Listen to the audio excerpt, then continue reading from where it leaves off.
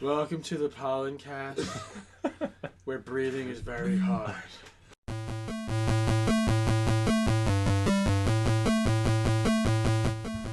Welcome to Board Gamers Anonymous, a podcast about gamers and the insane fun we have at the table together. This week we are talking about High Command, the new Warmachine game from Privateer Press, Those Pesky Garden Gnomes, Parade, Hey That's My Fish, and a boatload of new games that are on our acquisition disorder list. Welcome to the podcast, everybody. I am Anthony. Hey, this is Chris. My name's Kim. And this is Dan. All right, we are on episode 4, and guess what? We are on iTunes. Woo! So it's real now. Other people might hear this, other than our myriad crew. My family's going to be so proud. Yeah. This just went on my resume this morning. All right, so we're going to top it off this week on some it's gaming news, but it's not about a new board game. Dan has got us working on something very important that we want to talk about. Yeah, all of us on the Staten Island Board Gamers group, we've gotten together. We decided to help out towards Extra Life this year. It's part of the Children's Miracle Network charities. It's a 24-hour gaming marathon, which they bumped up to 25. And our local Myriad Games has decided to keep the store open overnight so we can have the 25-hour marathon there. So if you go to our website, which is boardgamersanonymous.com, you'll see a link if you want to donate or join our team, help our numbers grow. And we're hoping to pull together some money for a good charity. Yeah, it's going to be awesome. I'm excited for many reasons. I think it's great to give back with our hobby, but also 25 hours of board gaming basically means we can play Rune Wars in the store. Yeah, exactly. And then Talisman, and then whatever else we want that takes 9 hours. So that's going to be fun. Absolutely. Yeah, and I'm looking forward to getting out and trying to get people involved, because I think this is a good opportunity to reach out beyond the board gaming community. Other than the fact that we'll probably be dragging bodies out at the 25th hour. Yeah, right. Yeah, exactly. I could see that being an issue too. But 9 coffees later. That Mountain Dew is going to be sold out of that case by the end of the night. Yeah, it is. Yeah. If he doesn't have a coffee maker yet, someone's bringing one in.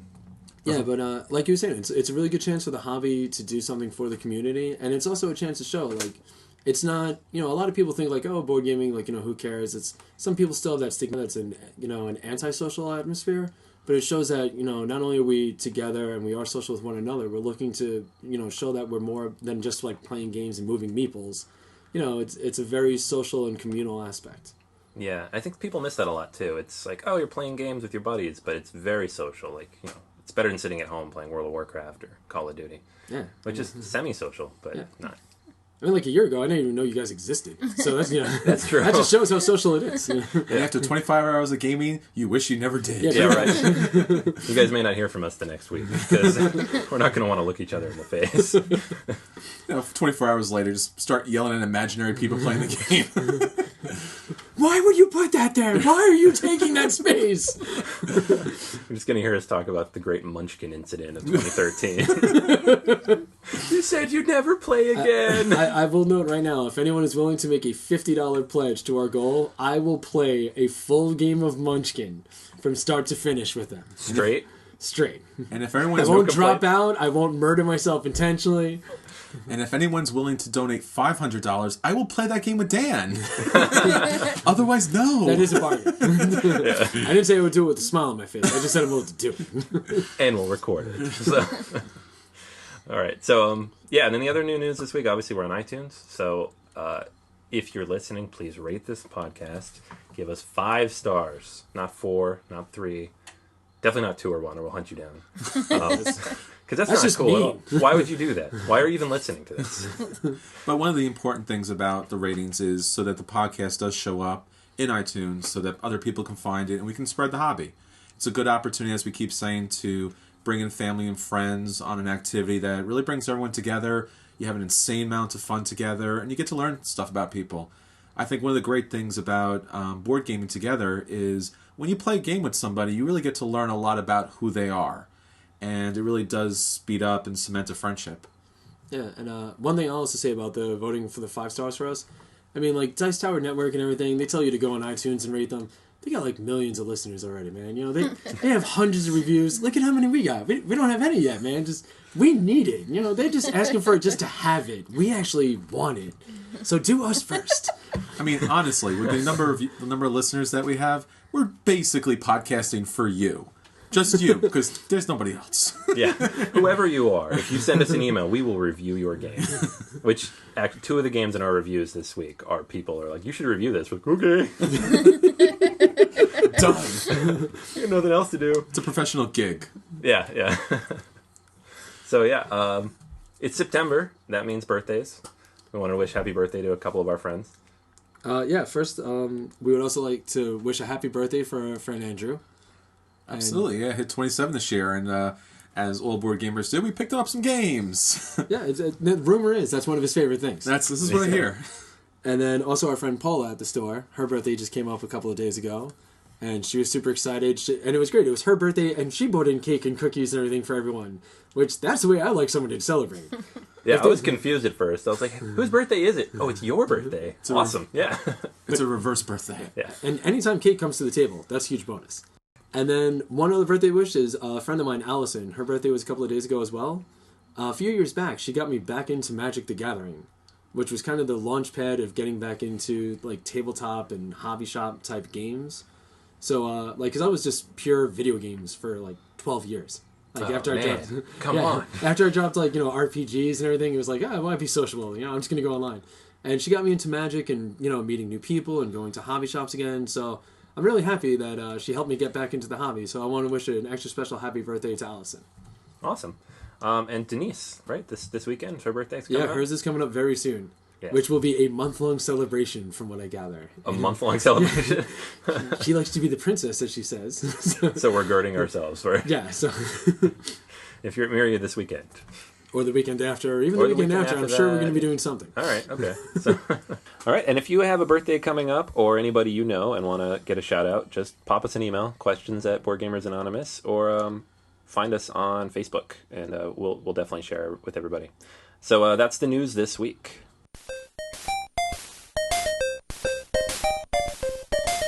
And now it's time for Acquisition Disorder Corner.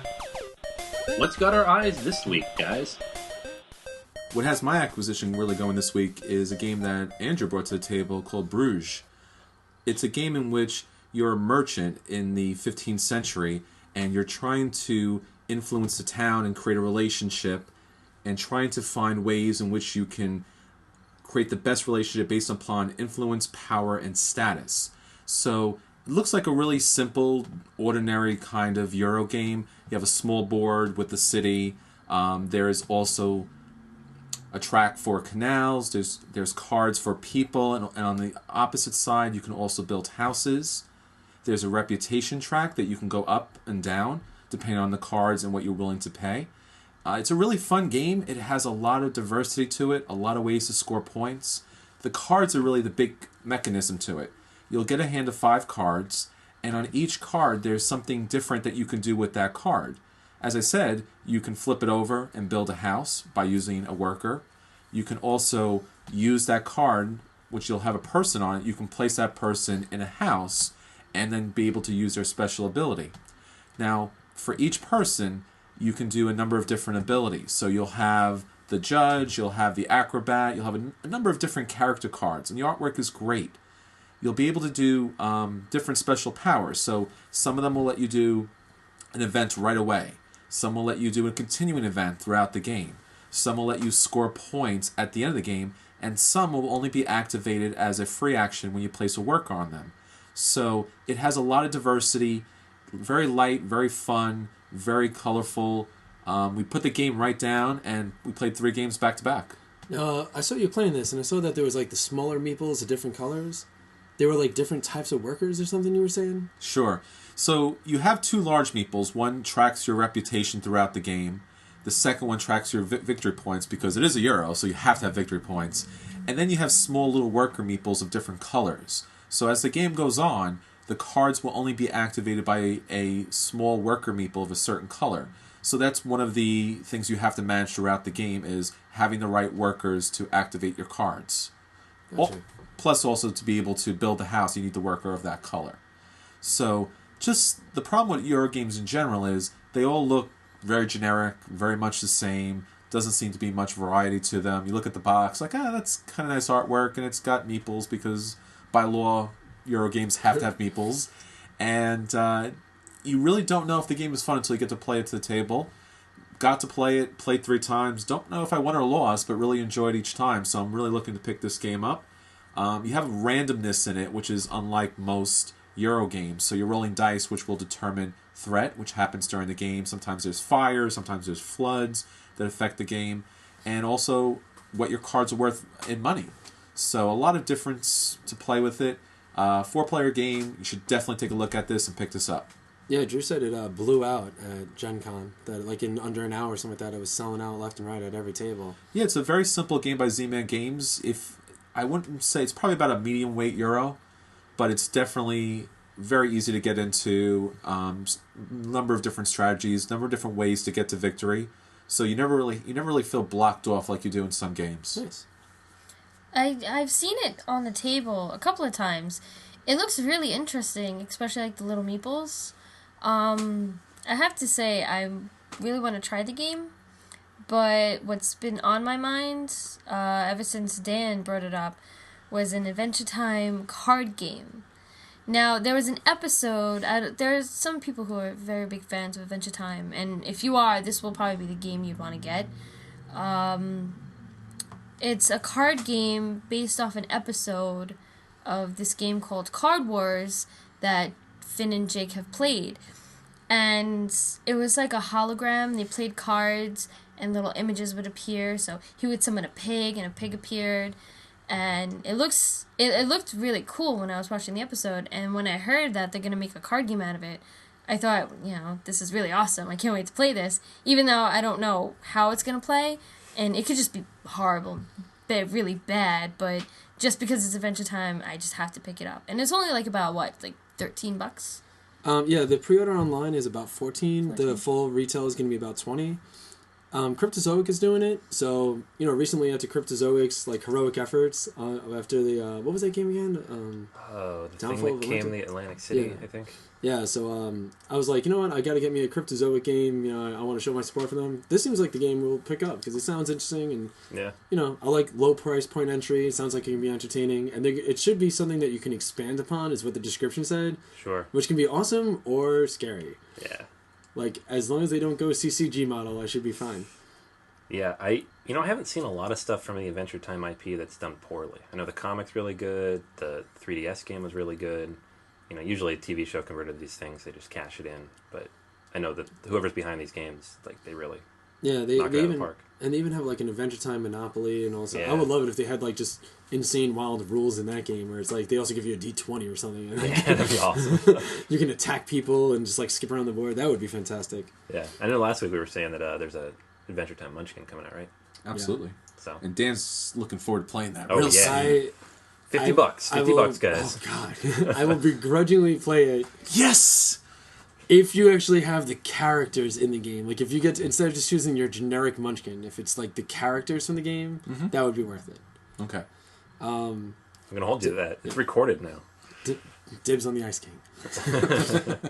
Yeah, for me, I was looking online, last week we noted that City of Iron just came out. And it sounded interesting. It looked pretty good. I looked at a couple of review videos about it. And it's a Euro-style game, another victory point game with worker placement and resource management. It just sounds interesting. There's actually 4 different races that play differently. There's advanced cards that you can use to build upon the game. The components look pretty solid. There's area control. You can attack areas. You can defend things. You research technologies. The more and more I looked at it, I was I kind of want to play this. Now I'm fiending to play this, and now it's in my shopping cart. So yeah, that's going to be coming home soon. And also, I believe it's pronounced Spirium by Asmodee. Spirium. Yeah, it's either Spirium or Spirium. But it's a steampunk worker placement game, which is a genre that I've always had a little bit of an interest in, but it's apparently you making factories where you're producing the element, then you got to refine it. You're working towards goals, you can use currency at it's a higher price point to get elements in the game if you're using the in-game cash, but it gives you more flexibility. And again, it's I just want to try a couple of more different worker placement games, see if find that one that really works for me. I love Lords of Waterdeep. Played a few other worker placement games, Lords of Waterdeep is what I always go back to. I wouldn't mind having a number 2 favorite though. I'm with you. Worker placements can be very bland sometimes thematically. And I'm not one of those people who won't play a game if the theme's too bland or if the artwork's kind of boring, but with worker placement, it can really drag. So, Waterdeep's amazing for that reason. And, yeah, this one looks pretty cool. I saw it on Cool Stuff the other day. Yeah, it's like, in Waterdeep, you're like, I'm slaying a beholder, I'm taking down the Thieves Guild. And, like, in other games, it's like, you built a home, you made wheat, congrats, you have a sheep. Like, it's a little harder to get excited about that stuff, so I'm hoping maybe the steampunk elements in these two games and a little bit of that fantasy crossover will help, make it a little more appealing. And one other thing is, Fantasy Flight announced their first Lieutenant pack is coming out.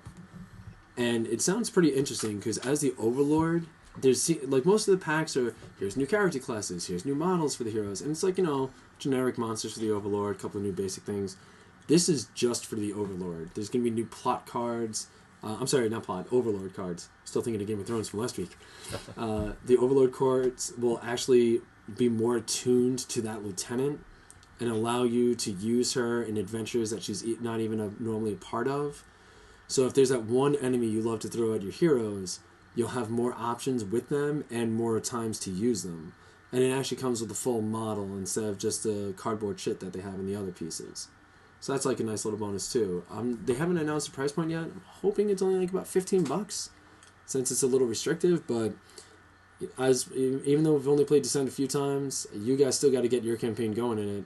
I love the game, so I'll definitely be picking this up once they actually give a street date. Yes. As a Rune Wars veteran, I guess I could say, 2 games in, the amount of time they take, sure. Yeah, anything in Terranoth I want to play. So, got to play more Descent. Got to play more Rune Wars, then play Descent. Hey, during Extra Life, Descent campaign can always start during then. Be the whole time. Yeah. Come watch our eyes bleed. Hey, did you guys check out Descent? We played all of it. We did all the Descents. Why are the characters talking to me? Yeah, one thing that I saw is coming out real soon. I know that a couple people already have it in hand. Is the expansion for Mice and Mystics. Picked this. My wife actually got it for me for our anniversary a few months ago, and we played through, I think, 2 or 3 chapters now. So we haven't gotten super far, but it's so much fun. I love this game. It's a dungeon crawler that's accessible to anybody. It's not dragons and monsters and all these things that a lot of people will balk at. They're like, it's mice and cats, roaches and spiders. So it's a lot of fun. It's very accessible, but the story is actually amazing too. And I painted my minis, so that was a lot of fun too. And the expansion has 2 new minis only, which is 1 new hero and then 1 enemy, I think.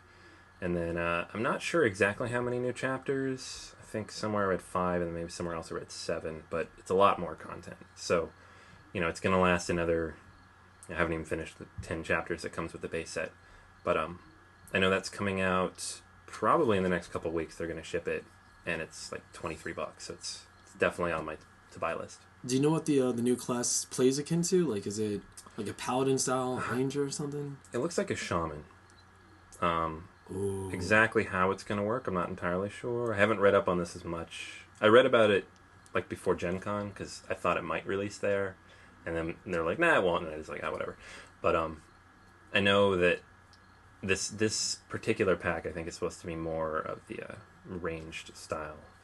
Yeah, if that shaman has summoning, I know that you and your wife play it. I don't care. I'm invading family time. I want to summon. That game is awesome, but a summoner for that game would be the best. Yeah, it would, right? You're going to paint that thing day 1, aren't you? Oh, yeah. Okay. It's got to match the set. Yeah, I mean, pretty much. He'll be left out otherwise. Yeah, he'll be all boring and brown. That sounds really cool. I can't wait to see it. And that's Plaid Hat Games, too, right? Yep. That did that? Yeah. Gotta love Plaid Hat. Quality stuff. Yeah, they've been on a rampage lately. They got that expansion coming out. BioShock the Battle for Columbia just came out a couple of weeks back. Yeah, and then they got Summoner Wars, constantly new stuff coming out, so... Yeah, I'm glad to see the company doing well. Yeah, on a rampage. Okay, one of the games that I got a chance to play this week, thanks to Drew, on our Thursday meetup with Staten Island Board Gamers, is a game called Uluru.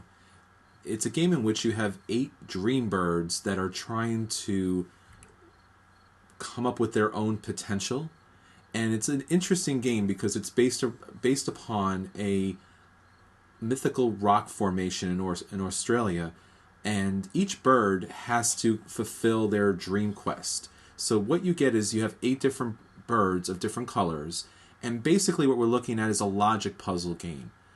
So you have one board in front of you where you have each bird represented, and then a card flips out randomly that determines where and what location does that bird fit around this rock formation.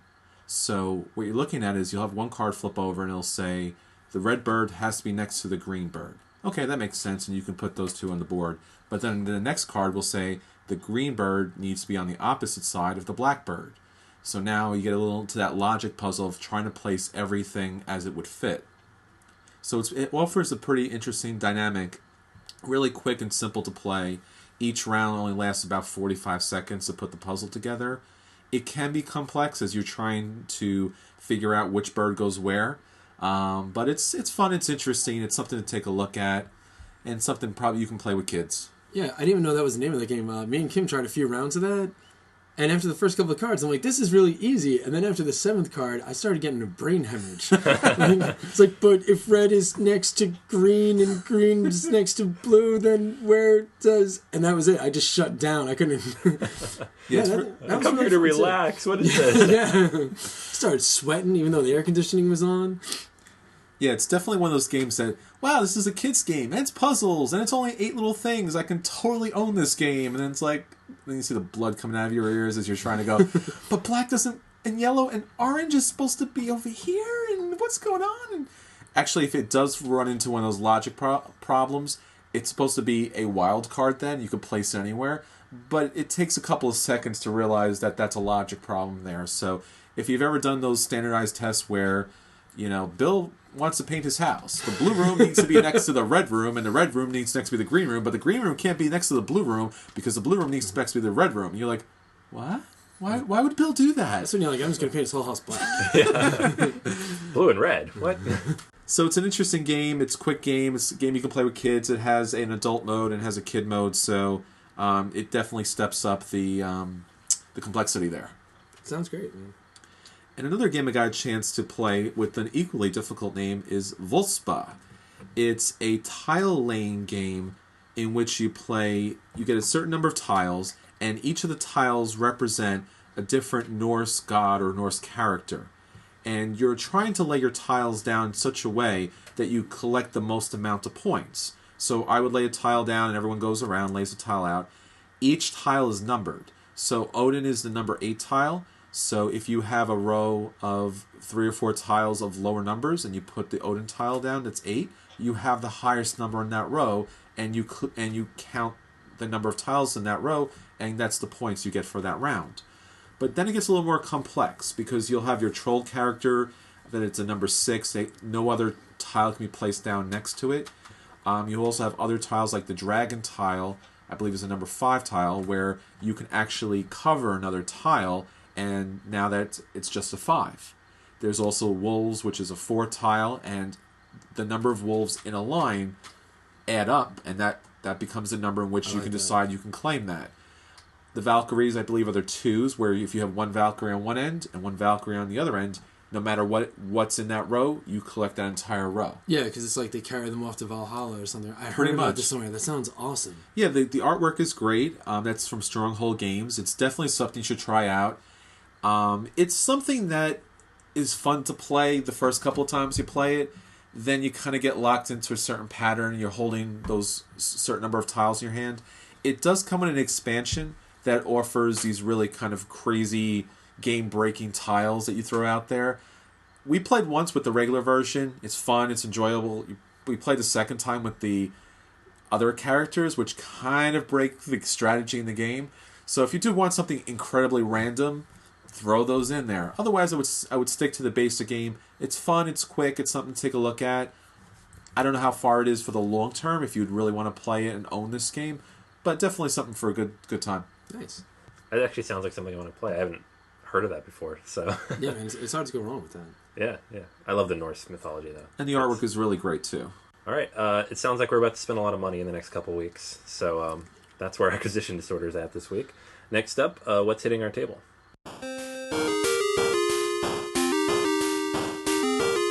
At the table this week. All right, and what's hitting our table this week? This week we have a few new games that we played, actually all pretty much in one day, including a couple of requests we got from some of our listeners. One game that I played last week, I just want to throw this out there. We're probably not going to review it this week because it kind of demands a few more playthroughs. But I like this game a lot. Like, a lot. It's a Cosmic Encounter. It was a lot of fun. We just played through it twice. If you've played Cosmic Encounter, you know that literally every playthrough is completely different. No, that's the one that Fantasy Flight did, right? The remake? Yeah, absolutely. I'm in. Yeah. It's Fantasy Flight, so yes. Sounds good. Yeah, we like to thank Earl for that. That's kind of his game, and he taught all of us at different times how to play that. And they just actually came out with a new expansion that adds space stations. Yeah, they're up to 3 expansions now? Multiples, yeah. Absolutely. Which, this is a game, like, if you've ever popped it open or looked through the cards, you're like, why does this even need expansions? You know, everybody starts the game with one alien race. Every single alien race plays completely differently. I don't know how many are in the box, like 50. And then each expansion has new ones. It's just so many ways to play this game. So I want to play through it a few more times. We want to get Dan in. I know you haven't played yet. Yeah, like, no, one thing I heard is something like the game tells you who you have to attack or something like that. Yeah. Every turn you're going to flip a card, kind of like the Destiny cards in Rune Wars. You're going to flip a card, it's going to tell you who you attack. Occasionally it'll tell you, like, you get to choose, or maybe this person is, or whoever has the lowest amount of worlds occupied, or Yeah, that's not too bad. I other like factors. that idea of like a more like randomized method as opposed to now you're gonna die again. You know, you can't dogpile on somebody. And Yeah, it totally, it randomizes it a lot, and then obviously the deck is small, so there's only a certain number of each person in the deck. You know, you're only going to fight so many times. You might be around where everybody goes and none of them attack you because your card doesn't come up. And it's your turn, you get to attack people. You know, it's very, you don't get that feeling of you want to jump across the table and take someone by the throat halfway through. And it's a really difficult game to try to give you a sense verbally. You have to take a look at the cards. They offer so many different races, and anytime doing a space theme is always difficult because you usually don't have anything to kind of base it on. Wide range of different aliens, wide range of different powers. It gives you a nice flavor text with the card. Each game plays differently depending on the aliens that you have. Really, the gameplay kind of mixes up each and every time, so it's always fresh. Yeah, I really like this game a lot, so, and really, like, Earl, thank you so much for, like, the great walkthrough, because this is a game that I could easily have not as enjoyed as much had I gotten a cruddy walkthrough from someone else. by the way, the alien races, are any of them like sexy green women, like Star Trek style, or are they just... Surprisingly enough, it's really alien. I mean, they really went out of their way to kind of come up with aliens that really did look alien. So it's not your traditional, hey, that guy's got a little pointy ears. Ah, he's an alien. They're really kind of artsy, kind of strange, abstract aliens in there. They should put the Necromorphs from Dead Space in there. Definitely. That sounds like a good idea. You attack all players all the time with their worst fears come true. And some of the cards have that. Like, some of the aliens are really generic, like hate. And it's just this kind of like globby looking guy with a big mouth, just like really sinister. Or Parasite that actually just bores into someone's brain and then actually is able to ally with any fours. Pacifist kind of looks like a pacifist. Yeah, the Pacifist, I played the Pacifist and then the Warrior. I think, Chris, you played the... I had the Parasite at one point, yeah. which is kind of funny because the Parasite card shows the Parasite controlling the Pacifist. Yeah, so I knew I was in for it. So it offers a lot of different play styles with just basic on the character. But once again, it's one of these games that if you look at the box, you're like, oh, some tokens of planets and some little plastic ships, and it looks incredibly boring. But when you play, it's incredibly fun. Yeah. And Kim, the first time you played that game, didn't you just win in like 4 turns or something like that? No, I played with Earl, Chris, and a friend Israel. Yes. I don't know how I won. It's just, for some reason, the guy I was and the guy Earl was, we just worked together so well. So, just whenever I would attack him, for some reason, it would either switch an attack to Chris or somebody else, and I would usually win those attacks. So, I don't even know how I won that game. Which was funny, though, because if I remember correctly, I think I had Pacifist, Israel had Virus, and Earl and Kim both had aliens that were kind of similar. So me and Israel were like, yeah, we got this. One of us is going to pull this game out easy. And then right away, based upon the Destiny deck and how they played, they wiped us out. I think it had to be like a 20-minute game. It was probably the fastest game. It just it started bad for us and it ended bad, and Kim was just like, she was jumping all over the place, and she's like, yeah, your planets now. Yeah, I started talking trash. They flipped the table on you guys. I know. Pretty brutal. Yeah, I love the back of the box, too, because it tells you it's going to take 90 minutes to play, and I could see how it could, but both games we played were like 30 and then 40. They're quick. Nice. Sure. Yeah. And as you said, it's not that kind of game where you're kind of picking people out. The Destiny deck does guide you, but you can join as an ally or you can ally as a defender. If you ally as on the attacker side, you actually get a planet. If you ally as the defender side, you can actually get cards. So there's always something you're able to do.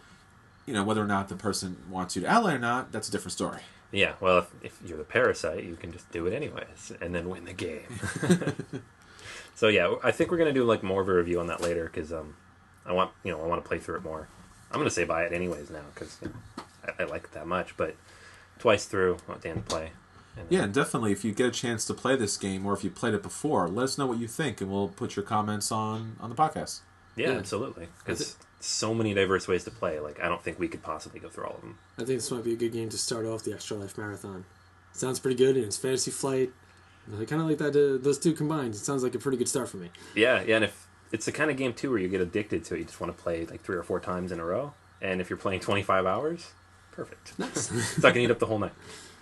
I hope it doesn't eat up the whole night. 25 hours of Cosmic Encounter. 25 hours of Munchkin. And I only won 2 games. I might join Dan's side if we did 25 hours of Munchkin. No, it's just one game. Okay. Yeah, I can see that. People are going to be like, how did he enjoy the Munchkin? I don't know, he hung himself 24 and a half hours ago. Totally worth it. All right. So we got 2 requests last week, which is awesome because that means people are listening and they want our opinion on games. I don't know which one you guys want to do first. The game that we like or the one that we knew we were going to hate? Yeah, it's pretty rough. I think we should start with something a little nicer. Okay. So that would be Hey, That's My Fish, which Brian brought in. And yeah, he wanted us to play. And it was actually really cute. It was fun. Yeah, it was a very simple game. I like that, it's one of those nice small box games. It has little hexes. And basically what it is on each hex there's going to be 1, 2, or 3 fish. You get a couple of penguins. The number of penguins is based on how many players are at the table. And it's almost like a very, very, very light worker placement. It's if you look at the board, you figure where you're moving. Every time you move off of a hex, that piece of ice breaks away. So you can kind of isolate players by trying to beeline across to have them go out and drift to sea and lock off what they can get access to. But you also want to make a rush for all those high point areas, the 3-point fish areas. But it's a very simple game. It's very cute. It's even kid friendly. I can see, it'll even be good to help kids with addition or something because it's not a high scoring game. But it was pretty interesting. It was pretty fun too. Yeah, I thought it was fantastic. And what did it take, 20 minutes? Oh yeah, it was super fast. Yeah. It's Fantasy Flight, so the components are really solid. Like you look at the box, maybe you're like, oh, this is a kid's game. And then you're like, wow, these are really nice components. It's solid, thick cardboard and just nice little plastic tokens. Yeah. I think 1 or 2 plays probably kind of, you get the game and that's kind of it. Yeah. But it's something you definitely want to try with family and kids. Yeah, this is definitely one of those games that if you're trying to build out a family type game library, it really works without being super kid oriented. It's not Candyland or Chutes and Ladders where you're trying not to fall asleep because the mechanics are so dumbed down. It's really simple. It's accessible to kids, but it's not. So yeah, I think we all like that. What do you think, Dan?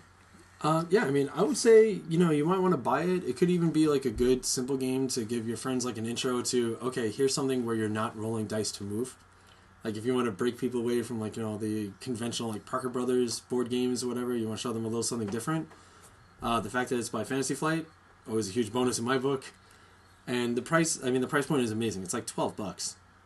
So you're not breaking the bank. It's very, throwing out a few dollars for a game that you can get multiple playthroughs out of this, and it's a fast game too. If worst case scenario, it's a good filler game. I would say it's a must play, but if you have kids, it's definitely buy. It's kid friendly, and like Dan said, it helps with addition, and it's a really cute game for kids. I'm going to give this game a play. It's something that you definitely want to try and see the cross back and forth, but there doesn't really have enough depth for me to buy for me. Yeah. I'm probably in the same boat right now. I have a 2-year-old, so probably in 2 to 3 years it'll upgrade to a buy. it seems like a great kind of game. You know, I regularly think about the games that I played when I was 6 or 7 and how I didn't like them then.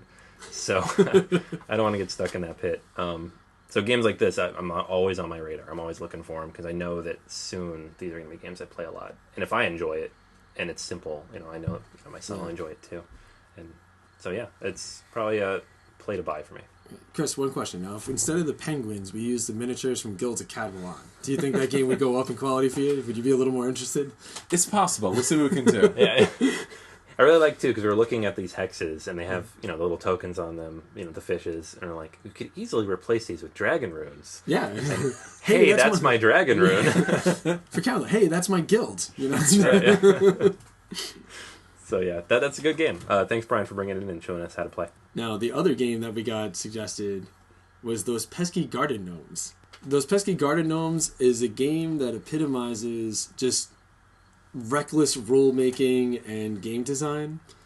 There's 4 different colors, and there is no rhyme or reason as to why the span is at green. There's 1 through 5, but red, there's 20 of them, and then blue, there's 15, and then there's these leaf chips that are modifiers that decide who goes first, but getting the highest isn't the best. You want to get the second highest because sure, why not?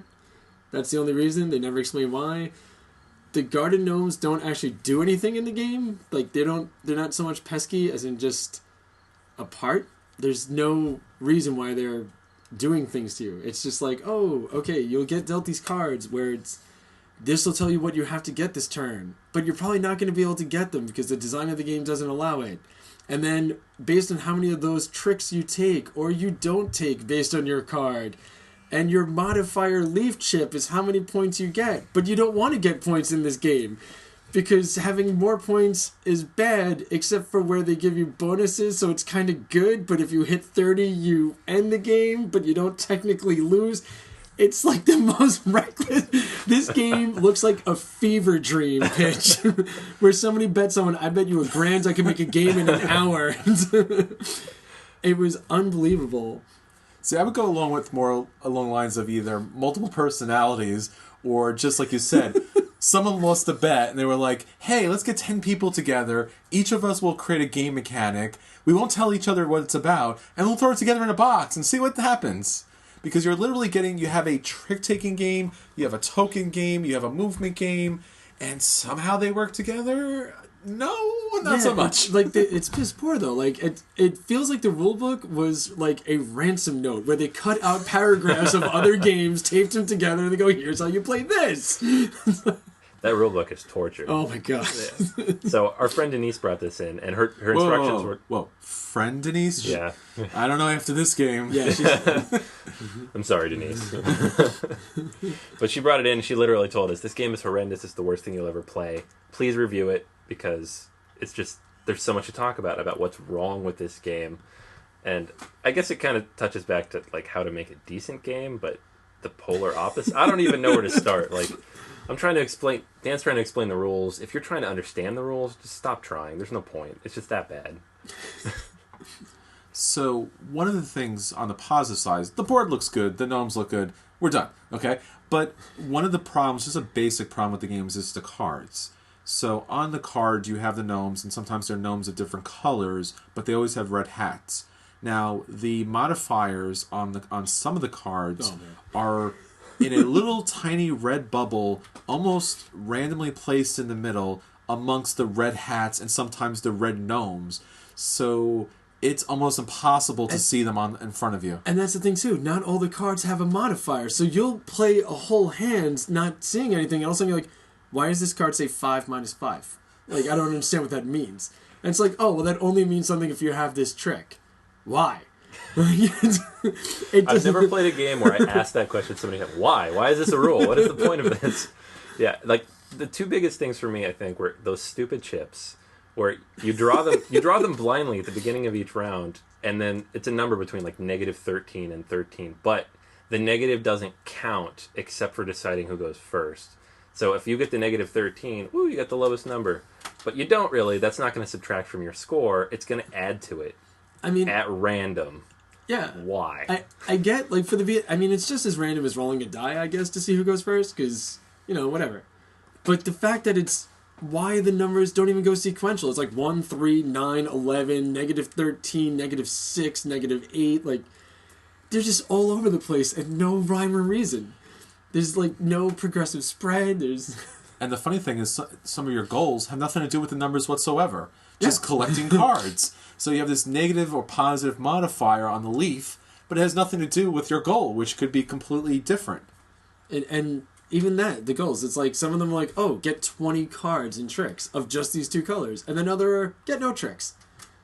How's that going to happen? It's impossible. I had the no tricks goal, and you started the round and you said red is trump. Like, okay, fine. I had the 20 red. Yeah. Impossible not to win a trick with the 20 red because I have to use it eventually and I'm going to win that hand. It's like, okay, so this before anything happened, I knew I lost that entire round. No, if you had the negative 13, you would think that would be good because it would cover the spread of when you get the tricks, but it's not because it's more negative than you needed, so... What? Again, why? This game was rough. It was just rough to play. It was... The best thing that we found about this game is that the board would be great to use for Dixit. Yeah. That's goes the to goal 30, endorsement. so yeah. But yeah, I don't even think we have to go through an review. I mean, I think it's a pretty solid burn. Yeah, I mean, I think this is a great game to get for somebody if you hate them. And we also got a note, as a bonus, when Denise passed this game on to us to check out, she did note that she got it on a website's deal of the day for $5. And her exact words are, well, for the board and the gnomes, I feel like I got my $5 worth. So again, glowing endorsement. It's kind of like, well, I needed a cardboard box to keep stuff in. They gave me one of those. It's $5. It got me over the shipping limit. Exactly. That's the whole reason she ordered it, which was fantastic. Again, a glowing endorsement for this game. It'll get you over your $100 needed for shipping. They should put that on the box. Yeah.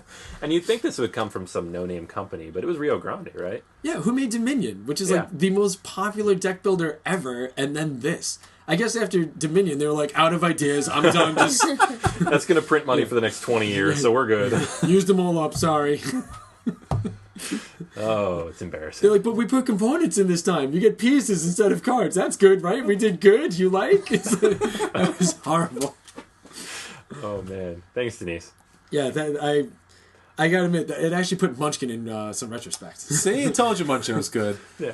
So Everything's on a scale, man. It's all relative. you found a new basement, right? So, Kim, you were there with us. How bad was this game? It made my brain hurt a lot. I didn't know really what I was doing. I was just playing cards out of random, so it was like... I had one of the cards where I just got 0 points for playing any card. So first one was like easy breezy for me. And one other thing we gotta note is Chris saw how to get a ton of points to just shut the game down to make it end. I was going through that book. One tiny little line that they note somewhere is basically, I guess, like their theory is, we know this game is terrible, so somebody's going to try to make it end immediately, so nobody can get more than 10 points in a round. So you have to play 3 full turns of this game, even if you're intentionally trying to... God! Yeah, that's I horrible. didn't even see that. Yeah, because there's one line, one time in the whole book, you're like, it's just like, oh, by the way... And we played 2 rounds. I can't imagine a third. Oh, so. good lord. Thank you, Chris, for getting, 20 points the first round? Sometimes when you lose, you win. Yeah. I mean, some, like, moonshine couldn't make that game good. I don't know what. Oh, it was rough. Oh, okay. So, Board Gamers Anonymous unanimously give this game a burn. Burn it. Keep the gnomes, burn the rest. Yeah. And somehow I think burning it would be disappointing too. I don't know how, but Yeah, right. like, this doesn't burn either. It'd be one of those birthday candles that just keeps going out. You're like, come on! The game doesn't burn. It's unholy. Get some holy water, quick. Oh, God. So, after we packed that up, we played Parade, which I think most of us like. And we want to run through it real quick? Kim, you asked me to play this one after you played it a few times. You got hooked on it a little bit. Why don't you tell us a little bit how Parade runs? Yes, Parade is a simple game. What you have is 6 cards out in the middle. The colors go from like black, blue, red, purple, yellow, green, and they range from 0 to 10. What you do is you have 5 cards in your hand, and you have to put a card down and pick up a card from the pile. But say you put down a red 3. the card after that, you count how many cards from what the number says. So if it's the red 3, after that you count 3, and then those cards are immune. So after that, you have to pick either a card that's 3 or less, and you have to pick a card of that same color. So it's a pretty simple game, and what you want to do is you want to have the least amount of points out of everybody. So it's almost like an inverse trick taking, where your goal is to, like almost a little like Poison, where you don't want to be picking up the cards. You want to be playing the cards to set up your opponent for a fall. So Kim, what did you think about the art? I really liked it. It had a Wonderland felt to it. It had like Alice and the Mad Hatter, the Treasure Cat, which I thought was pretty cool. And the artwork's really good too. Yeah. And what came in the box? Oh god, they have coasters. Coasters? I don't know why they had coasters in it. I think because it's like a $20 game, but it looks like it should be like 10 or 15. But I think they threw in the coasters to make it $20, which is a really dumb idea. Yeah, we had a conversation about how much the maximum anybody would pay for this game, and it ranged from like 7 to 12, but nowhere near 20. Like, yeah, and that's the one thing that kills me. Like, Z-Man Games has been known for, here's a little box, here's like 50, 60 cards, $10, just go play, $10. And, you know, you almost treat it like a Netflix subscription. Yeah. Like, when I saw Chronicle, I was like, yeah, I'll buy Chronicle. Like, oh, look at this game, like Explorer, Saboteur, all these little $10 box games. All of a sudden, Parade comes along, it's $20 because you put 6 coasters in? Sure. I picked up Fairy Tale, it was the same thing. Just a small, tiny little box, just barely fits the cards. But it's the kind of game you can carry around with you. Parade is a beautiful box, great artwork on the cards and the box itself. But now the box is so big because of the coasters, you can't just stick that in your pocket and take it with you where you go. Yeah, that's a backpack game now. Yeah, the price on this is probably a killer. I actually like it a lot, but I would never pay $20 for this game. You know, and I'm thinking of another really popular small quick game lately. It's been Hanabi. That's like $12, and it has components in it. It's award winning. They could easily charge more, and they don't. So you look at this and it's $20, and you're like, why? Why is this $20? Yeah, I mean, the coasters are good quality. I mean, it's a nice cardboard coaster.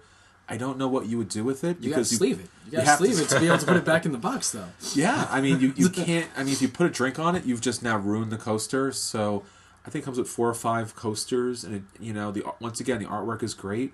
But once again, why? Why?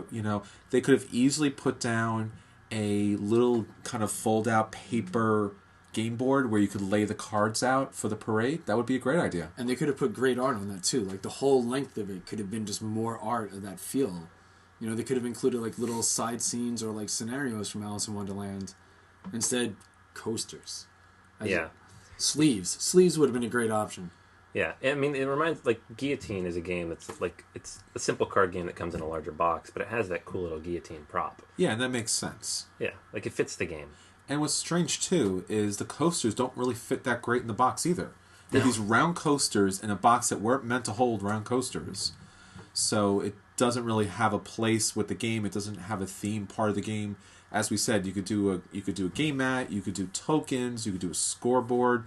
You could do a lot of great things. If you do want to up the price to $20, just think of something great to do, even if it was just character cards. And here's what's rough. You mentioned Guillotine. Guillotine is $5 cheaper than Parade. Yeah. And it's a better game. And it comes with a prop. Yeah. So, I mean, we're getting off on the price and the components, but did we talk about the scoring in the game? I think it's a little unique in terms of like how you pull the cards and how you score at the end of the game. Yeah, basically what you do is you'll have a hand of cards, and I saw you playing this, Kim. You put a card down at the end of the parade, and then something happens, right? Yeah, what you do is you count the card. So if you put down, say, a 10, you count the 10 cards, and those 10 cards are immune to the effect. So then you have to take the numbers equal or lesser, and then the same color. Okay, so if you had a 10, you would take everything less than a 10? No, 10 and equal. 10 and less. Yeah, so 10 cards over, 10 value and less, and then anything matching color. Matching the color, okay. So it has, like, I know, Kim, you played Poison a lot, and I think maybe that's why you liked Parade a little more, because it had that same element of where you're trying to dodge the tricks instead of taking them. But even Poison, like, if you had the most points of a color, you got to ignore the score. This game, if you have the most points of a color, you still get a point each. So if you got the zeros, they're actually working against you. Yeah, in both games we played, like I think Kim, you had like 3 points the first game. Yeah, because So I it didn't matter that I had the most of anything. So yeah, because I know like at the end of the game, you should have 4 cards left. You ditch two cards, and 2 cards you keep. So what I kept on doing is whenever I got like zeros, I would just keep them.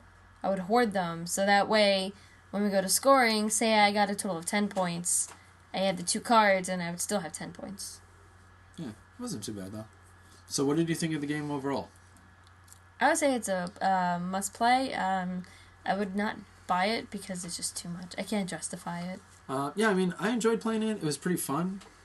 I just wish it had that base box, like that $10 Z-Man prototype model that they got or whatever, that seems to market everything. If they had it for that, I would pick it up, but the price is a little too high for what you're getting. Like, I mean, even if they included another game variant, you know, they have, like, the artwork is beautiful. They got the 6 colors, 0 through 10. I don't know, like some type of, like, Alice in Wonderland Uno or something off of those cards. Like, I just wish they included a little something else for you to do besides just the parade game for that price point. So I would say play it, but you don't really have to pick it up. yeah, I'm 100% with you guys. I liked the game. I thought it was fun. I thought it was unique in a good way. I can't imagine paying $20 for really any card game, especially not, you know, it's just, there's not enough depth to it. I can't see playing this game over and over and over again to the point that it'd be worth the $20. We thought of like a dozen ways while we were playing that they could have made it worth the money. They could have expanded it. They could have added more artwork instead of just the one for each suit. They could have had, you know, multiple pictures of the same character. They could have had a game mat. They could have done all this stuff. And more than anything, they could have not insulted people with coasters that don't make any sense. So I'd say play it. If it's out, I'd play it. I'm not going to buy it either. But I think one of the points about the game that does get lost is it's a very simple game, which is nice sometimes, but it's too simple of a game for me. You get those 5 cards in your hand. The number denotes what you're going to skip over. You'll collect the rest based upon having a number equal or lower, plus the color. So basically, you're looking at this 5 cards. You're looking at the line of cards in front of you, and at that point, you're trying to determine what you can do to get the least amount of points for that turn. So it really just kind of racks your brain. You're looking at one card, okay, I can get 3 points. This one will give me 5 points. This will give me nothing. All right, I'll play the nothing card. All right, this will give me 2 points. So each time, and because every person kind of changes up the board pretty radically based upon what they're picking, you really have to take your time to figure out which card is going to do the most or least damage to you. So it's a little bit of a counting issue that you're taking each turn. And honestly, it's boring for me. It's boring. It's almost a little bit of AP because you're trying to kind of struggle going, yeah, this will give me 3 cards, but the cards are worth 4. This will give me 5 cards, but it's worth 3. And there really isn't anything interesting about it beyond the interesting artwork that you look at it once or twice. It would have been nice if the cards had a different picture on each card. So while you're looking at these 10 or so cards for about a half hour, you got a little bit of interest to the game. There was something great about it. But honestly, the actions you're taking are basic. The accounting you're doing is extensive. And at the end of the game, it's not really that much fun. And as we said, with the price point for $20, I'm sorry, this is a burn. And maybe the coasters burn really well, so maybe there's an upside to it. But I would rather play Guillotine. I'd rather play a good number of games other than this. This is really not something that's worth picking up at all. I mean, I'd probably agree. I'd rather play Guillotine. I like Guillotine a lot. It has more mechanics, too. Has more mechanics, has more humor to it. The artwork is different on each card. You have special abilities that not just jump over cards, but actually switch things up. So, you know, and as Dan said, the little extra Guillotine kind of token box that pops up actually is thematic. It actually fits the game and actually plays well with the game. So I don't know why I would ever want to play this. So one other thing that Kim and I got to get in at our table over this week too, and it was a pretty good week. We got to play a lot of games finally. We got to play Lords of Waterdeep again. You know how much I love that game. That was one of the glowing endorsements. We got in around the Summoner Wars. We got to play some more Puzzle Strike, which is still fun as ever. And we also got to get in some Timeline. The thing that made all these games a little interesting, though, is they were all with new players. Two of the guys at our table never really played any type of games past the standard roll and move games before. So Puzzle Strike blew him away. He didn't know that games like that existed. Timeline, we were playing 5-player, and everyone was having a great time, just taking wild guesses, and it was fun. Like, even one of our players, he didn't get any cards right the whole time through. And it didn't bother him either. Like, he just had fun with it because it was new. So we had a really good time with this, and we were thinking about what are some other good games to be gateway games, like things that you want to introduce to your friends to help them understand, like, there's more deeper games out there. So what are some games you guys would suggest to show to new players? Yeah, I mean, this is a question I've thought about a lot, just because, I got into this hobby pretty recently, in this, within the last 6 months, and, I bring this stuff home and want my wife to play, want my other friends to play, want people visiting to play, so I try to find games that I can buy or bring home that are more accessible to everybody. I'm going to go with pretty much the oldie but the goodie of Settlers of Catan. I think it's basically the root Euro in terms of the modern movement of designer board games, but it's very accessible. It takes less than an hour. It plays up to 4 people. It's the mechanics are fairly simple, but there's enough luck involved that people are used to that kind of playthrough. It's not, I'm not going to compare it to something like Monopoly and insult Settlers of Catan at all, but it's just very easy. Like, if you're describing to somebody, you take 5 minutes and be like, all right, so you roll dice every turn, and then you collect resources based on the dice rolls and which hexes you have settlements next to, and then you spend those resources to build new settlements and roads. That's it. That's how the game works. So it's very simple, and every game's a little bit different. Margaret loves this game, so we play it all the time.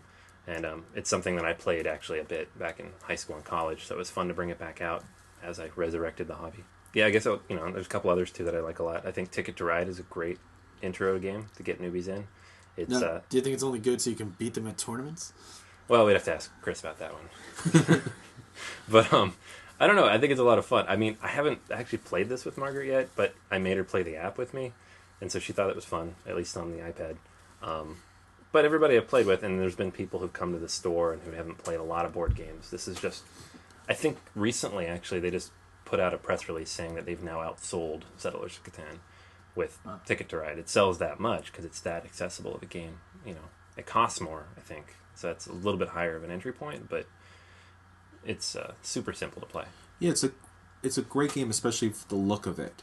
So when you put the board out, you have the little plastic trains, and you have the map of the country. It's easily explainable. You're connecting different cities, so it's something that someone can approach and play and have a good time with, too. Really, yeah, it doesn't look super intimidating. No, really colorful, really light, really interesting. Has enough randomness that anybody could win, as in my tournament win. Yeah. So, it's a really great game. Yeah, I would honestly say that about most Days of Wonder games. Sure. They produce them to make them accessible. So, and not every game is that accessible from them, but they all look accessible. Yeah, it's my favorite company. They have a really great feel for the game, the theme, the components. There's really never any game that I've come across that's been a letdown. Yeah, absolutely not. And they spend enough time vetting all their games to make sure that they're solid. They're not like... I mean, Fantasy Flight puts out a lot of great games, but they have their duds. Oh, yeah. Days of Wonder generally doesn't. So, those are two that I would definitely recommend to anybody trying to bring in newcomers. Yes, me too. So when I started playing these designer board games, which is definitely a step above your generic board games that you get at the store, your Monopoly, your Scrabble. Not that they're not fun, but they definitely don't offer the challenge and the complexity and the diversity of designer board games. So one game that I tend to break out is King of Tokyo. It's a really fun game, and one of the ways that you can explain this game is if they've ever played Yahtzee. That's usually the first thing I say. Have you played Yahtzee? And they're like, yeah, I played Yahtzee. I'm like, great, you'll know how to play King of Tokyo. So you have these cardboard cutouts of these movie monsters, really fun, really cartoony, nothing intimidating. You have this little tiny board of Tokyo, and basically the monster goes in or comes out of Tokyo. You have a couple of different cards that add to the monster, and basically all you're doing is rolling dice. And the dice are big and chunky and colorful, so kids can play this as well as adults, and you're just rolling the dice, and whatever comes on the dice, you do. So it's a good game to kind of get people involved with. Plays with kids, plays with families, plays with adults. But once again, the Yahtzee mechanic is something that pretty much everyone has at least touched on at some point. So it's a really good time. Yeah, I love the games where you can just say, it's like this really classic, really easy to play game. Sure. And, it's got a ton of other stuff in it, but ignore that because this is the core component. When you came in second for the tournament, had you played much before? I think once or twice with you. Yeah. But that day was probably, I'd never thought about strategy either. I literally played it like Yahtzee. Yeah. So coming in, but then when you start playing it a little deeper, there's a lot more to the game. We honestly couldn't think of how there would be strategy to King of Tokyo at first, but playing 5 games in one day. Yeah, and this game comes from Richard Garfield, who created Magic. So it has a great pedigree to it, and it's a lot of fun, and it's been multiple expansions, and it's really caught on with a lot of people. So it's a good game to play. Yeah. Another game, too, on that same vein, is if you definitely want to bring somebody in who plays traditional games, and in this case, card games, if they like trick-taking games like Spades or Hearts, a great game would be Poison. So it fits in line with those other games. You have your suits. In this game, you would have purple, blue, and red bottles, and you also have an additional poison cards. And the poison cards act as random cards that you can kind of place on any bottle, any different cauldron of poison. So once it hits 14, the pot breaks, and you have to collect that trick. So once again, another really easy, simple game. You're only working with 3 suits. You're only playing those poison cards. At the end of the round, whoever has the most of that color doesn't count those points. So you do have that situation, whereas if you're doing really bad, if you do even worse, you can actually do well. So it's a nice way to kind of play the game. And those poison cards, once again, they play on every pot, so it's really fun. Yeah, actually, one thing I remember with one of the first times I played Poison was I was doing terrible, and I had tons of cards of each color, but none of the poison bottles. So I thought I was just out of the game. I got no points, and everyone who was playing actually really well ended up racking up points instead. So that was a really interesting twist on that game. It's something good to help teach new players strategies. Definitely, it's definitely a good gateway game. It brings people into the designer board game level, so it's really fun. We've played multiple times, and everyone likes it. I haven't come across someone who doesn't like it. Unless you're sitting next to Kim, who totally crushes me when she plays that game. Yeah, I can't sit next to you when I play No, that you game. can't. Somehow she ends up bringing up the cauldrons all up to 13 and kind of sticks me with it. Yep, that's my strategy. Only you, though. I hear that. Mm-hmm. I mean, I think I had an undefeated record when I played Poison, and then Kim sat down. That ended rather quickly. I ruined everything. A little bit. I poisoned your poison game. She's the poison to my poison. Double negative. Right. How about you, Kim? Anything on your list for new gamers? I would have to say Warriors. It's like a deck builder, only instead you're building up dice. Nice. It's pretty cool. It's a quick and it could be like a quick, fast game. It's a bit random, but I like it because when you buy the dice actually look pretty cool because they have different designs on them. It's very simple. We got a couple of new players into it, and after they played it, they just immediately wanted to buy it. Yeah, one thing I like about Warriors is with all the different dice, the colors and the shapes and the styles, plus the cards have a very cartoony look. It's a good thing for new players. It doesn't feel intimidating or intense. So it has a very friendly design and appeal to it. So that's a really good aspect too. Another game that I think is good for new players is Long Shot. The board is just basically a big racetrack, and you have horses ranging from 1 to 10. There are 2 dice. There's a movement dice and the horse dice. And what you do is when you roll it, it lets you know which horse to move and how many spaces to move it. And I like the fact that you don't get to pick the horse that you want to move. It's just all random. You have to just roll the dice to move the horses. And it's just a very simple game. You just roll the dice and then you just play action cards like Dominion almost. Yeah, some of the cards will let you actually hinder other horses. You'll push them back a few spaces. Others will let you just get some free money to bet on the horses. And it's a really simple deal. At the end of the game, you're just counting up your cash. If you own the horse that comes in first place, you get bonus money. If you bet on the right horse, you get bonus money. So it's a very simple scoring mechanism at the end of the game. And what people like is they start to feel like they're at the track. Like when their horse starts calling in the lead, everyone starts betting on their horse right until they get to the no bet zone. So it's a pretty fun game. Like two other games that I think is really nice for new players. Guilds of Cadwallon is still one of my favorite games to introduce new players. I know it sounds simplistic, but the fact that the cards are square and they show just districts with just two numbers, the influence points and the victory points, it shows it like in a non-traditional playing card style. Like it's a little smaller, it gets people used to different components for games. Plus the miniatures are cute, they're different, they're stylized, they're bright colors and they're different shapes, so it's also colorblind friendly, which is, something you don't see in too many games. And it'll introduce people to like the concept of like almost like a worker placement environment where they're going to learn to where to put their people to get the cards that they want, and they will realize that it's a game where you can't get everything. Like when you play Monopoly, someone could own that whole board. Guilds of Cadwallon, you're only going to get so many districts. You might get most of them, but you won't get all. So that's pretty fun, and it's a quick game too. It's like about a 15-20 minute game, so that's another good thing for new players. You're not locking them down at that table for an hour. And one other big choice of mine is actually Garden Dice, which we got to play a few times recently. Garden Dice is fun because the components are really simple. It's just, a couple of different color chips that are 4 different basic primary colors. But again, the picture of the insect on them is different, so it is colorblind friendly again. It's going to teach players about like resource allocation, because with the dice they can buy a seed or plant a seed, but then the dice also decide where they get to plant it. And it'll also introduce victory point tracks. In Garden Dice, every time you harvest your vegetable, you're going to get victory points, and then at the end there's bonus scoring mechanisms. So to get players introduced to that mechanic as well. Plus, in addition, certain tiles can be flipped over for greater bonuses. So it'll introduce like that concept of, well, if you want this, you'll get more points, but if you get this, it'll allow you to customize a little more. It introduces players to a lot of nice concepts, and it's not an intimidating game. Like, no one's going to get afraid because you have more squash than them. But, in other games, if you're like, well, I have 10 more armies than you, that sounds a little, it sounds like something to be worried about. So Garden Dice, I highly recommend for new players. Yeah, I mean, these are all great games, and I think we've all played all of them. I've played a few of them with my wife, with a few other people, and it's just they're really easy to teach, which is kind of the whole point, is we want stuff that's easy to teach but not super intimidating.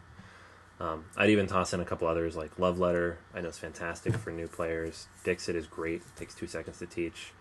Werewolf is a great party game that everybody enjoys, even if they've never played any board game ever. So there's just, the quicker it is to play, the quicker it is to teach, the less intimidating it is, the more accessible it is. Yeah, generally a good rule of thumb is you should be able to be done telling people how to play by the time you're done setting up the board. Yeah, that's a great rule of thumb. If you're sitting there for 45 minutes teaching the game, they've checked out. Yeah, pretty much. Yeah. And I'll just toss an honorable mention in there, too. I think if you have people that have played board games, but maybe not the Euro-style games, worker placements, Lords of Waterdeep, which we've talked about a lot. But it's not for new gamers, but it's for gamers who haven't crossed that threshold yet. Yeah, I would say Lords of Waterdeep is great for any of your role-playing game friends that you want to get into the board game scenario. It'll be something that they can associate to well. And speaking of which, we have a full review of High Command, which is a good way to get your miniature gamers into board gaming. Absolutely. Yeah, it's another one of those kind of crossover games. It finds ways to pull people from both sides. You get miniature gamers into board gamers into miniature gaming, which is probably more what Privateer Press is going for here. But yeah. It's a nice mix like that. Absolutely. And now for the feature review.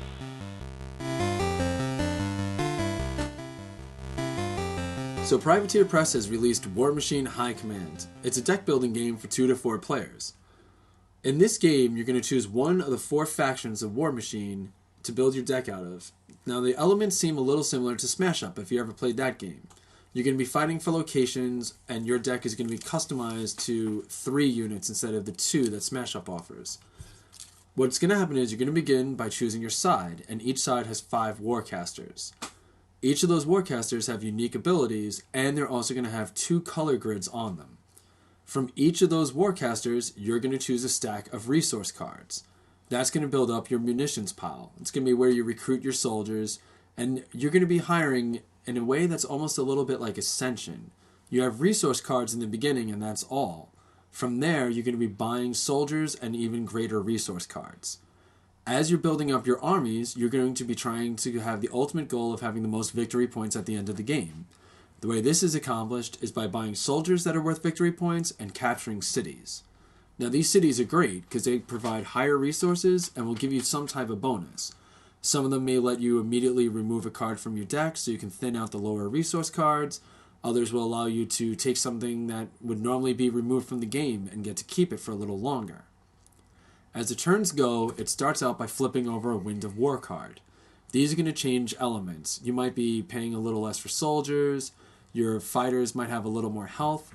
Whatever the condition is, it'll note it on the card. Then, in player order, starting with the first player, you're going to begin by capturing any cities where you have 2 soldiers or more than anyone else. So it's important to plan ahead to make sure you can defend that place until your next turn. After that, you're going to go to your recruitment phase. This will be where you buy additional cards for your deck, and you're also going to be able to play this special rush cost. That'll move the unit straight from the buying field to the city that you want to capture. So in desperate times, or if you really want to make sure your opponent can't grab it, you get to rush a unit. Then after that comes the battle phase. After battle, you're going to add up all your power and strike at your opponent. You're going to allocate damage until all the points are spent.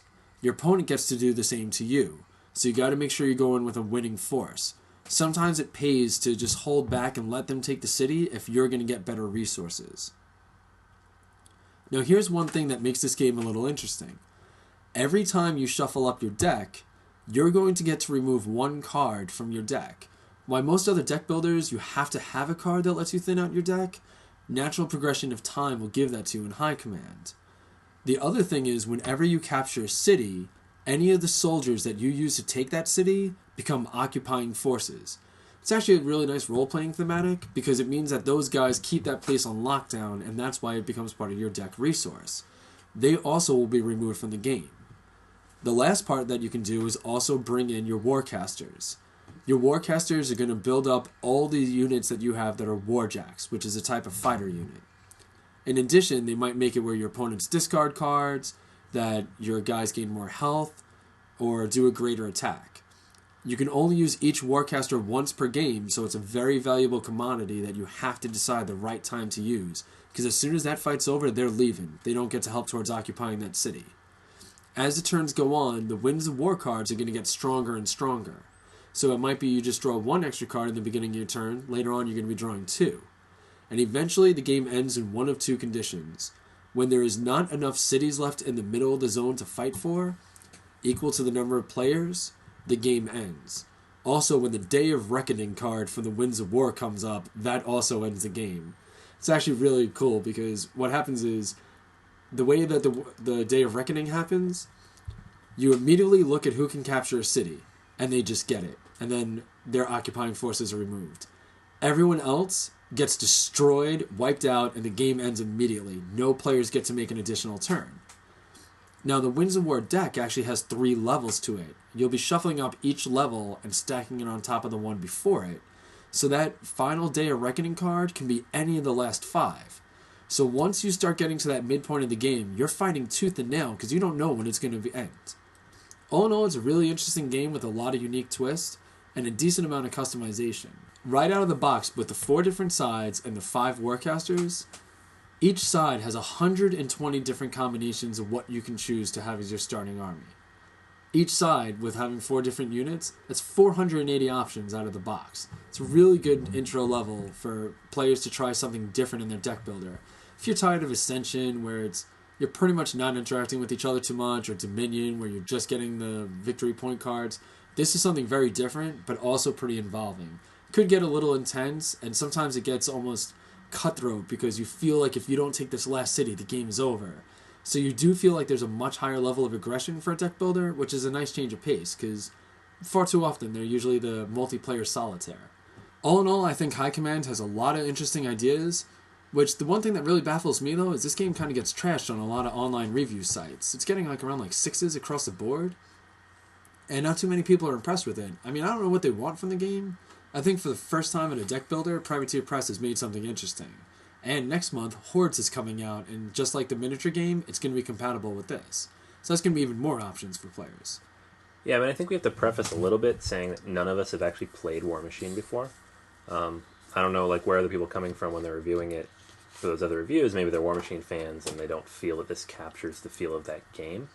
But coming in, having not played Warmachine, not really a lot of miniatures at all, I feel this it adds a lot of new, interesting ideas to the deck building genre that kind of grow it a little bit. I don't think it's the best deck builder out there. I think there's some other that are a lot more fun, that you play with the depth a little bit better. But the way the combat works, the fact that you have your own deck to pull from, you're not fighting for cards, but you're fighting for locations. It's kind of cool. It adds like more layers of strategy. A little later in the game, early in the game, you're just building up your deck like any deck builder. And combat becomes kind of requisite at a certain point. You're not going to just sit there and stock up on one resource like you would in another deck builder if you're like, I just want all the spirit and all the cards that with victory points on them. And the combat, you can have it where you can do a one-on-one battle, or you can do a free-for-all, where, say, if you're in a 4-player game and 3 players pick one location, you can choose who you want to fight. Is that right? Yeah, the one-on-one combat variant is when you get to that location, you're only duking it out with one other player. The other is a little more vicious because you get to attack however you choose, but the player to your left combines everything that's left, anything that's not your units, to bombard you with. So that mode is, I think that's like almost like an advanced mode where it's incredibly strategic because you have to be planning like, which city has this many units by this many players, and I feel like it also offers more opportunity for forging allegiances then. Yeah, which I think is something that this game could definitely end up having a lot of, especially, you see like the 4-player kind of battles in LCGs like Game of Thrones, where the one person could get picked on because they have the resources, they're ahead, or they don't have any influence. This game kind of has that feel where one person maybe has, they pulled 2 or 3 locations, the other 3 players can be like, yeah, you're not getting a 4th. Exactly. And I have a question. When we were playing it, we were playing the one-on-one. For the free-for-all, if you have 3 players on one location and the 4th player is in another location, could you move cards from your location that you're on to another location? No, once somebody's on a location, they're there to stay until they die or you capture it. But what is a nice twist is there's resource cards that will let you change it, and even certain units. Like, take for example, like I had a Warjack that I can't remember the name of the unit, but he doesn't get to stay on a location at the end of your turn. Like, he's just constantly running around to, I guess, like to look for something to fight. But one thing that is pretty sweet about this game is, just like a lot of the other LCG and CCG games, it has keywords.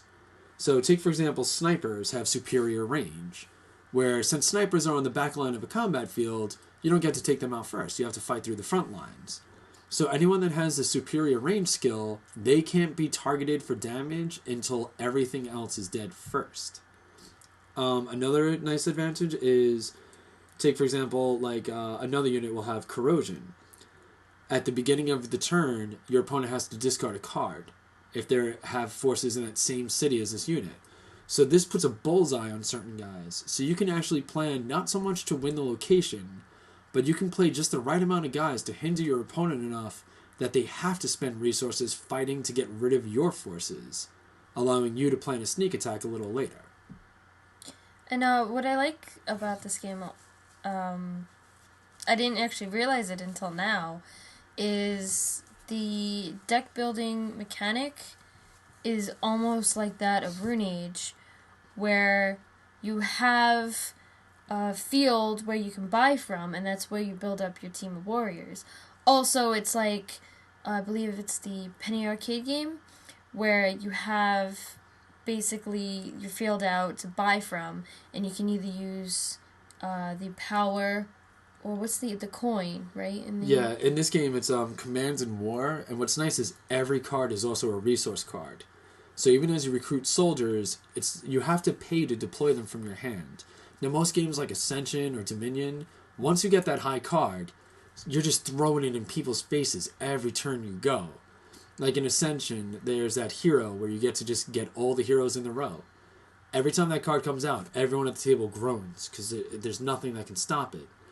In this game, your best unit might cost you like 5 or 6 war, but if you want to play him from your hand, you have to pay that cost to deploy him. And the other advantage is, once that guy takes a city, he's out of the deck. So sometimes if your opponent has a guy that you feel like you're fighting tooth and nail to beat every time, you might want to let him just take the city. This way you don't have to see that card again. So it does give like a nice wealth of options for that. Yeah, what's really interesting about the game, since I haven't played the miniature game, the artwork is outstanding. Oh, absolutely. Each of the cards really has really nice artwork. It pops, it's sharp. It's something that you're definitely going to want to keep looking at as you pull out the different factions. And it's something that's interesting you haven't seen before about actually putting together an army based upon the warcasters to pick out the colors that you're going to put together. So, as Dan said earlier, you're basically it has a smash up mechanic to it where you're taking these different units, and you're throwing them together, and then you're pulling out your army as just a standard deck builder is concerned. Take for example, like in one of the things that I love on this side is it's actually like teaching me a little bit about the Warmachine universe. Like now I'm a little curious about checking out that tabletop game, but each side feels pretty distinct and has like a lot of nice flavor. So one thing that's good is even if you're not familiar with the Warmachine universe, like in Smash Up, it's like, oh, zombies and plants and this and that. In this game, you're dealing with like religious fanatics that wield power of fire, and the Crix, who's like an undead legion. So it has like a little bit more meat to that flavor, and I like that component a lot. Yeah, it definitely wanted me to look up the lore and try to figure out who these characters were. It seemed like a very interesting world. But on the other side, you do see a lot of the same types of cards again. So you do see warjacks, you do see warriors, you do see snipers. So you're seeing the same type of card played again and again. Now, this is not a problem because the cards do have to work together, but it is a limitation about the game itself. Now, while the miniature game, this might play out really well, I'm seeing warjack after warjack after warjack, or warrior, warrior, warrior. So it's like, okay, I've kind of seen this. It's a different variation on the card. And one other thing, the graphic design of the card, one of the problems that we had with this card, all the cards actually, is the text, that the modifying text is incredibly small, almost unreadable, and especially when you're playing a 2 to 4 player game and there's cards across from you, there is no way you're going to be able to read these cards from any sort of distance whatsoever. Yeah, a certain percentage of that game time is going to be people reading their cards to you. Yeah, I mean, it may have been made by Privateer Press, but man, they went to Fantasy Flight for that tiny script writing on their cards. Yeah, they took lessons. But one thing I gotta say about one thing that this game does offer as a Wilds variant is that this is one of the few games that I've seen Chris not win with a crushing victory when we played. We did a 3-man game, and Kim actually came out on top, which was really impressive. And especially since you're always claiming you're not good at strategy, somehow you snuck by with an extra 6 victory points right at the end of that game. Yeah, for some reason, when I played it, I tried to come up with my own strategy where I'd kind of hoard cards. And it worked because I was able to bang out 3 cards on a location. And I was trying to mostly go for a higher point location. So that actually worked out well for me. Yeah, and once you started, like, at times, Kim was dropping forces where they were just, it would start out with, like, one little unit, like a 1 attack and 6 toughness. So you couldn't really take the unit out because you couldn't deal that 6 damage. The next thing you know, she has 3 more guys there. You couldn't even think about taking that city. She was just going to destroy any forces, so she knew she had it. So it does offer up a nice little option like that.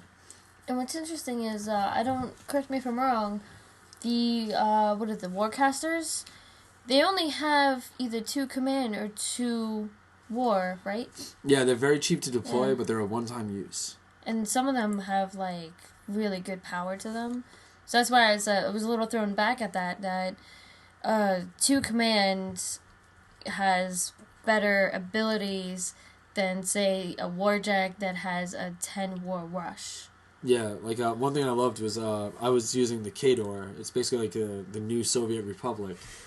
And when I played against Anthony, I rushed a Warcaster where it made all of his guys have a base power of 0. And he couldn't believe it when that happened. He was just staring at the table going, but oh my guys, what? So the powers are a little... Some of those Warcaster powers, and some of them, though, are a little vanilla. I mean, there's a couple cards that say something like +1 to all your Warjacks and -1 health to all your opponents. You're like, okay, fine. And then the next Warcaster, +1 to all your Warjacks and -2 to the power of 1. So it's not... They don't all have amazing powers like that, where they just obliterate all your power. But some of them are pretty cool. And then I think the other thing, too, you said Kim lays down like 3 or 4 cards. It's kind of a weakness, too, because we did play the couple of games. Why am I going to fight Kim if I can pick up a location without resistance? So that became one of the issues where you had 3 locations. Kim has 3 guys there. Dan has 2 guys there.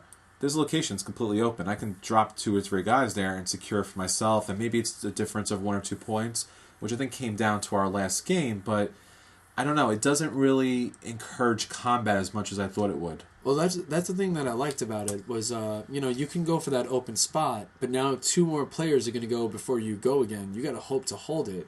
So at one point, Chris had his spot pretty much on lockdown. I just rushed my last 2 Warcasters there just to blow out enough damage so he wouldn't have the 2 forces more than anyone else. So little moves like that. And it's also, what I like about it is you have to really figure out if that's the price you want to pay that early in the game. Like, sometimes you'll make a move that you feel is the smart thing, and then you'll notice your resources running thin mid-game. So it's a game that does encourage you to space out your buying resources and buying soldiers. You're not, really pushed to get just one or the other. Plus, also, if you don't play this game a little bit cutthroat, and say, you have the 4 locations out, and people put, oh, well, no one's on here, I'll go here, it's going to get a little boring. So I think you kind of have to force yourself to get into confrontations to make it a little more interesting. Or I would, as a house rule, just be like, okay, why don't we just take out 1 location? That way, if 4 players play, we have 3 locations, just to make it a little more interesting. But that's just my opinion. Yeah, it would make the fighting a little tighter. Yeah, if you really want a lot of combat. I mean, there's a lot of disparate elements they're pulling together to create this game, and it's a deck builder, so that's pretty normal. But it does make it so you can have one game where nobody really fights as much, and another game where everybody just keeps stabbing each other repeatedly in the back until you run out of Winds of War cards. And it's going to depend on who you're with and what style of play you're running, which Warcasters you pick. Yeah. I feel like this is a game you're not really going to feel comfortable understanding the best strategies, the best methods, until you've played it 5 or 6 times. You're not going to just be like, oh, second time, okay, I get it now. Yeah, and one thing that I do enjoy, though, is I checked with a few of our local Warmachine players. I saw them playing this, so I immediately ran up to find out their opinions, and they were impressed with the game so far.